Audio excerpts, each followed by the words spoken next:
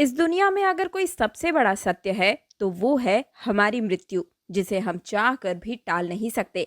हम सभी जानते हैं कि धरती लोक पर जन्म लेने वाला कोई भी प्राणी अमर नहीं है, अर्थात उसे एक न एक दिन मरना ही होता है। लेकिन क्या आप जानते हैं कि मरने के बाद आत्मा का क्या होता है, या मृत्यु के 24 घंटे बाद आत्मा अपने घर वापस लौटकर क्यों आती है और वो कितने दिनों तक वहां अपने घर में वापस रहती है?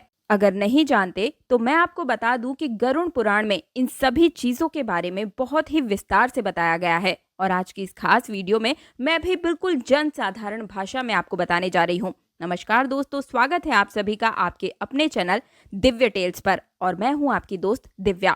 दोस्तों, आज की इस खास वीडियो की शुरुआत करने से पहले आप सभी से मेरी रिक्वेस्ट है कि कमेंट बॉक्स में आप अपना नाम, राशि और डेट ऑफ बर्थ लिख दीजिए, ताकि राशि के अनुरूप जो उपाय बनता पड़ेगा वो मैं आपको कमेंट में बताऊंगी। साथ ही वीडियो को लाइक करके चैनल को सब्सक्राइब और पास वाला बेल आइकन जरूर प्रेस कर दीजिए। गरुड़ पुराण में बताया गया है कि जब किसी की मृत्यु हो जाती है तो यमराज के दूत उसकी आत्मा को अपने साथ यमलोक लेकर जाते हैं। और ये दो यमदूत होते हैं, जहां उसके पाप और पुण्य कर्मों का लेखा जोखा होता है और उसे एक चलचित्र के माध्यम से दिखाया जाता है। और इन 24 घंटों के दौरान उस मृत व्यक्ति के शव का अंतिम संस्कार उसके ही परिजनों द्वारा धरती लोक पर किया जाता है। इसके बाद जैसे ही 24 घंटे हो जाते हैं, यमदूत उसी प्राणी की आत्मा को वापस उसके घर छोड़कर जाती है। यमदूत के द्वारा वापस छोड़कर जाने पर मृतक की आत्मा अपने परिवारजनों के बीच ही भटकती रहती है और अपने परिजनों को पुकारती रहती है, लेकिन उसकी आवाज को कोई नहीं सुन पाता और ना ही कोई उसे देख पाता है। और ये देखकर मृतक की आत्मा बिल्कुल बेचैन हो जाती है, बहुत जोर जोर से रोने चिल्लाने लगती है, तब भी उसकी आवाज को कोई नहीं सुन पाता। इसके बाद मृतक की आत्मा अपने शरीर में प्रवेश करने की भी कई बार कोशिश करती है, लेकिन यमदूत के पाश में बंधे होने के कारण वह मृत शरीर में प्रवेश नहीं कर पाती है, और जिसके बाद वो करुण पुकार करती है।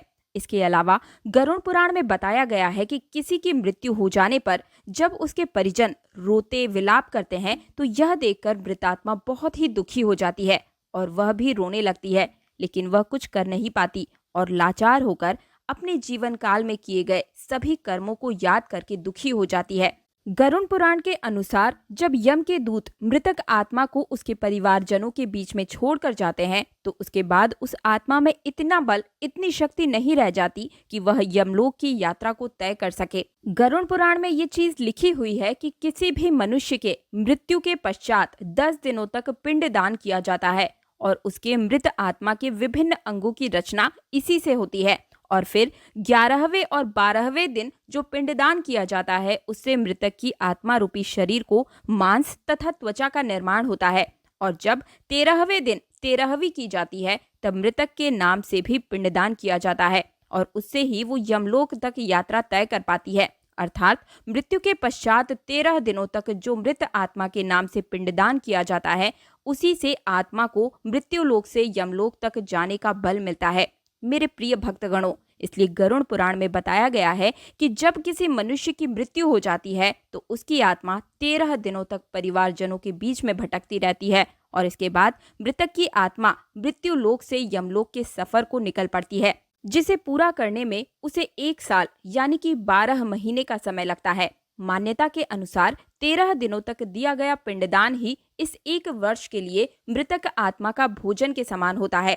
और इस 1 वर्ष में मृतक आत्मा वैतरणी नदी नाम की एक भयानक नदी को पार करती है और ये आपके कर्मों के ऊपर निर्भर करता है कि उस वैतरणी नदी में आपको स्वर्ण रूपी नैया मिलेगी या फिर उसके अंदर जो भयावह दुष्ट जानवर हैं वो आपको काट काट कर खाएंगे। ये आपके कर्मों के ऊपर बिल्कुल निर्भर करता है। हमने पिछले वीडियो में आप सभी को बताया था कि हमें किस प्रकार से अपने जीवन काल में रहते हुए ही पुण्य कर्म करने चाहिए। अब दोस्तों, आपके मन में ये प्रश्न उठ रहा होगा कि अगर किसी मृत आत्मा के निमित्त पिंडदान नहीं किया जाए तो क्या होगा? तो मैं आपको बता दूं कि इसका भी वर्णन गरुड़ पुराण में बड़े ही विस्तार से किया गया है, जिसके अनुसार जिस मृतक आत्मा के नाम से पिंडदान नहीं किया जाता उसे 13वीं के दिन यमदूत जबरदस्ती घसीटते हुए यमलोक तक लेकर जाते हैं, जिससे मृतात्मा को यात्रा के दौरान काफी कष्ट उठाना पड़ता है। इसलिए हमारे हिंदू धर्म में हर मृत आत्मा के निमित्त 13 दिनों तक पिंडदान किया जाना आवश्यक बताया गया है।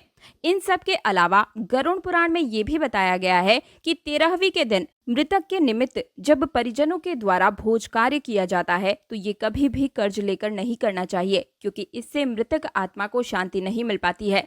मृत आत्मा को इन बातों का बड़ा ही कष्ट होता है और मन ही मन में वह सोचती है कि काश मैं अकेले ही ये कष्ट भुगतता। इसके साथ ही गरुड़ पुराण में ये भी बताया गया है कि मृतक के परिजनों को कर्ज लेकर भोज करने को जो भी मजबूर करता है, ऐसे इंसान को यमराज कभी भी क्षमा नहीं करते और उसकी मृत्यु के बाद उसे कई तरह की यातनाएं दी जाती है और फिर उसे वापस मृत्यु लोक में भेज दिया जाता है। साथ ही गरुड़ पुराण में ये बताया गया है कि जो मनुष्य जीवित रहते पुण्य कर्म करता है उसे यमदूत मृत्यु के 13 दिनों के बाद अपने साथ यमलोक ले जाते हैं और ऐसी आत्मा को मृत्यु लोक से यमलोक तक जाने के मार्ग में किसी भी तरह का कोई कष्ट नहीं झेलना पड़ता।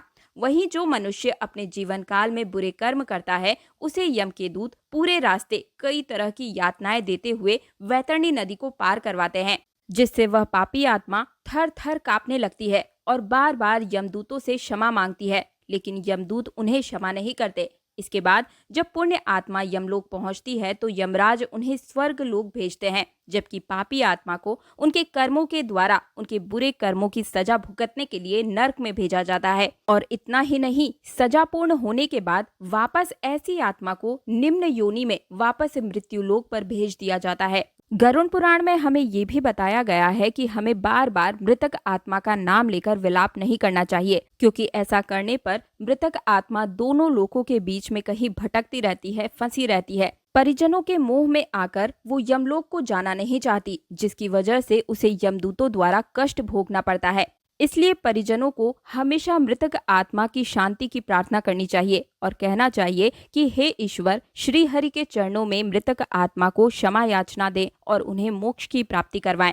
मृत्यु के 13 दिन के पश्चात आत्मा को 3 अलग अलग मार्ग दिखाए जाते हैं। इनमें से किस मार्ग में आत्मा को भेजा जाएगा ये उसके जीवन में किए गए कर्मों पर ही निश्चित किया जाता है। पहला मार्ग अर्च मार्ग यानी देवलोक यात्रा का मार्ग, दूसरा मार्ग धूम मार्ग जिसे कि पितृलोक मार्ग भी बताया जाता है, और वहीं तीसरा मार्ग की उत्पत्ति विनाश मार्ग यानी कि नर्क की यात्रा के लिए होता है। अपने पाप और पुण्य को निर्धारित समय तक भोगने के बाद आत्मा को फिर से शरीर मिलता है। तो प्रिय भक्तगणों, उम्मीद करती हूँ कि अब आपको समझ में आ गया होगा कि आखिर मृत्यु के 24 घंटे बाद आत्मा अपने घर वापस लौटकर क्यों आती है। आप सभी से मेरा छोटा सा अनुरोध है कि इस वीडियो को ज्यादा से ज्यादा शेयर जरूर कीजिएगा, क्योंकि इस कलयुग में आपका छोटा सा शेयर भी पुण्य के बराबर है। क्योंकि अगर आपके इस शेयर की वजह से किसी के जीवन में पाप और पुण्य को समझने की शक्ति मिले तो इससे ज्यादा पुण्य का काम दूसरा नहीं हो सकता। अगर आप मेरी आवाज को पहली बार सुन रहे हैं तो वीडियो को लाइक करके हमारे चैनल दिव्य टेल्स को तुरंत सब्सक्राइब करके पास वाला बेल आइकन जरूर प्रेस कर दीजिएगा। मिलती हूँ एक और नई आध्यात्मिक जानकारी के साथ, तब तक के लिए देखते रहिए दिव्य टेल्स।